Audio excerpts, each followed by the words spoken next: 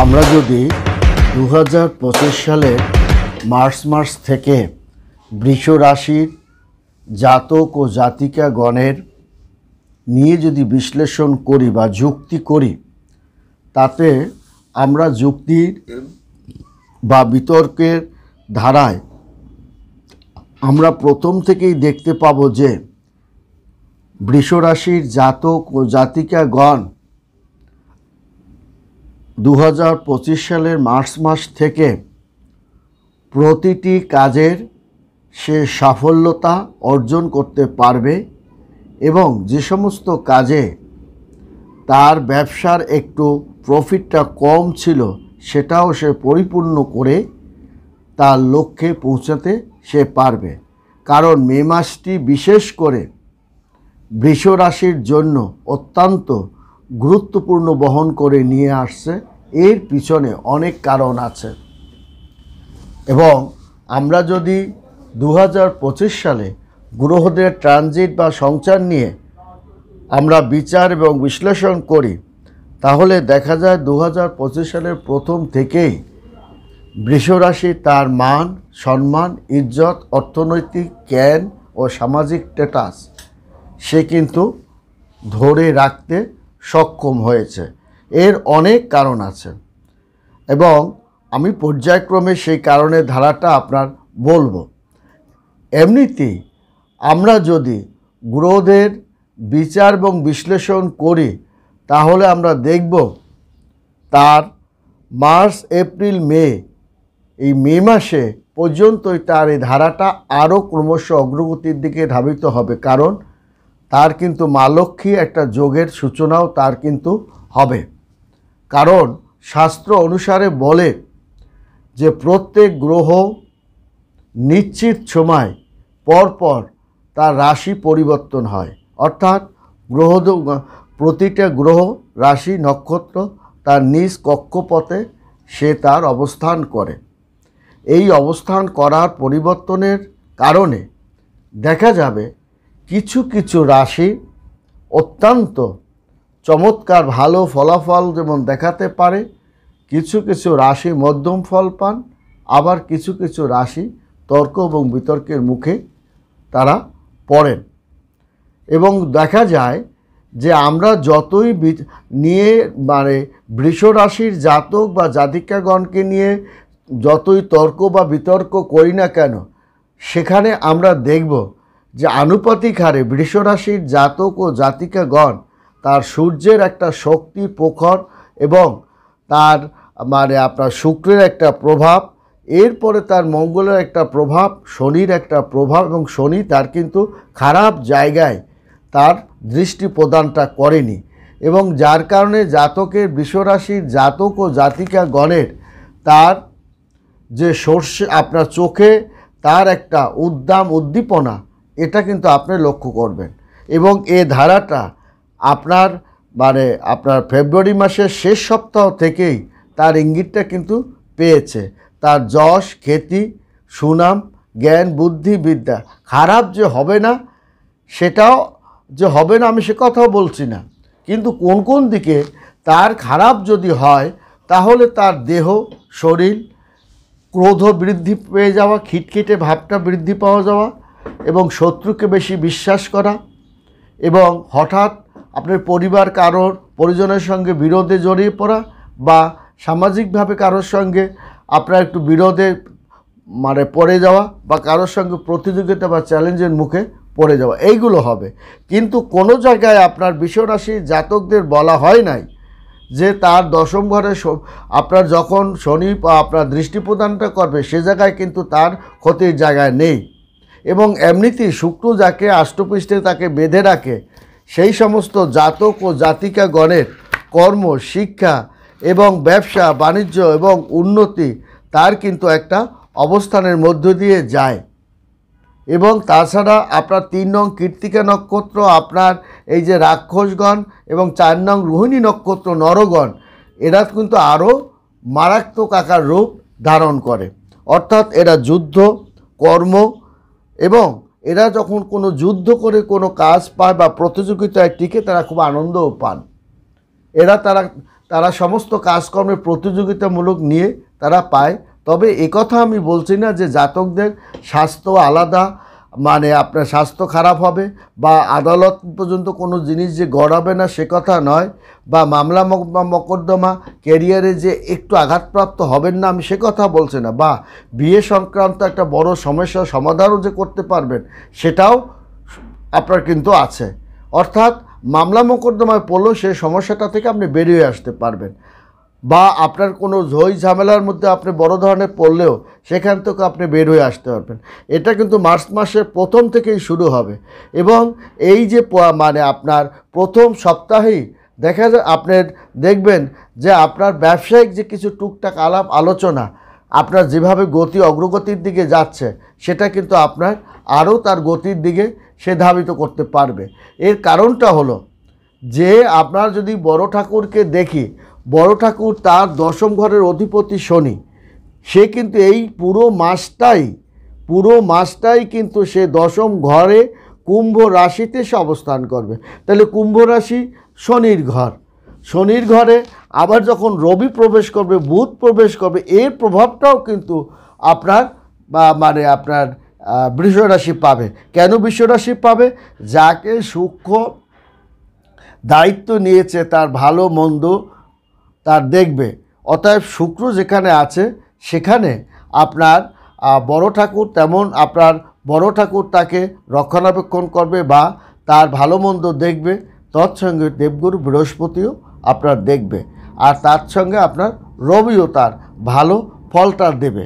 এবং তার কর্ম, নতুন চাকরি বাকরি, এই যে আপনার কথাবার্তা হচ্ছে কিন্তু কোনো কাজকর্ম হচ্ছে না, এই ধারাটা কিন্তু আপনার দেখা যাবে মার্চ মাসের প্রথম থেকে আপনি পাবেন। তবে একটা কথা মনে রাখবে, মার্চ এপ্রিল মে তারা কিন্তু, কারণ বৃষরাশির জাতক জাতিকাগণ আপনার যে অধিক পরিমাণে বুদ্ধিসম্পন্ন আমি সে কথা না বললেও তারা নিজের কাজকর্মকে আপনার কি করে তারা সফলতা এবং অগ্রগতির দিকে নিবে এর চেয়ে ভালো আর কিছু আপনার মানে অন্য কোনো রাশি বোঝে না। বৃষরাশি জাতক এক্ষেত্রে তারা ভালো মন্দ তারা বোঝে।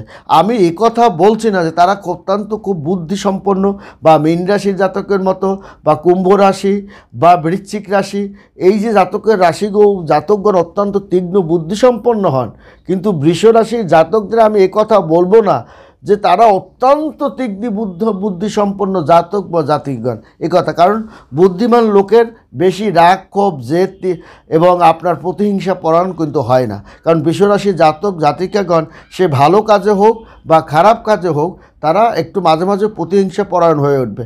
এই ধারাটা কিন্তু তার জাতকের জন্মের পর থেকেই তার হয়। তার মানে আমি এই কথা বলছি না মার্চ মাস থেকেই তার হবে। মার্চ মাস তারা অত্যন্ত, এবং এরা যদি কারোর ক্ষতি করার মানসিকতা নেন এবং তার কিন্তু সর্পের মতো এক সবলেই ছবি হয়ে যাবে। আবার এরা মানে আপনার প্রতিশোধ না নেওয়া পর্যন্ত এদের খাওয়া ঘুম সবসময় মনের মধ্যে বিন বেজে থাকে, ও আমার ক্ষতি করেছে, কি করে আমি এর প্রতিশোধটা নেব। আসলে এই টাইপের জিনিসপত্রগুলো ভালো না। এতে আপনার প্রতিহিংসা পরায়ণ যখনই থাকে তারা নানান ধরনের রোগ ব্যাধিতে পড়ে, আপনার ব্রেইনে চাপ পড়ে, হার্টের উপর চাপ পড়ে, এবং আপনার কোনো জিনিসকে আপনার মাথার মধ্যে না রাখাই ভালো। আজকে যেটা হয়েছে এটা ওখানেই ঝেড়ে ফেলানোই উচিত, তাহলে তারা দেখা যায় দীর্ঘমেয়াদী আপনার হবে।